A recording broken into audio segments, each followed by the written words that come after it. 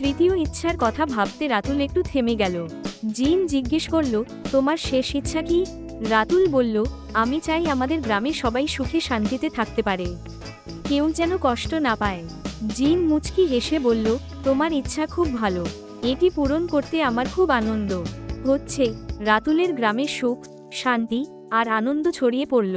সব ইচ্ছা পূরণ করার পর জিন বলল, তুমি খুব দয়ালু, নিজের জন্য কিছু না চেয়ে সবার কথা ভেবেছ।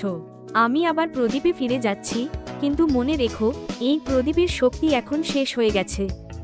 তুমি নিজেই তোমার গ্রামকে আরও ভালো করতে পারবে। রাতুল সেই দিন থেকে সবার প্রিয় হয়ে উঠল। সেই সিদ্ধান্ত নিল, বড় হয়ে সে তার গ্রামকে আরও সুন্দর আর সুখী করার জন্য কাজ করবে। রাতুলের সেই রাতটা ছিল তার জীবনের সেরা রাত। আর গল্পটা এখানে শেষ হলো। কিন্তু রাতুলের জীবনের স্বপ্ন পূরণের যাত্রা তখন থেকেই শুরু।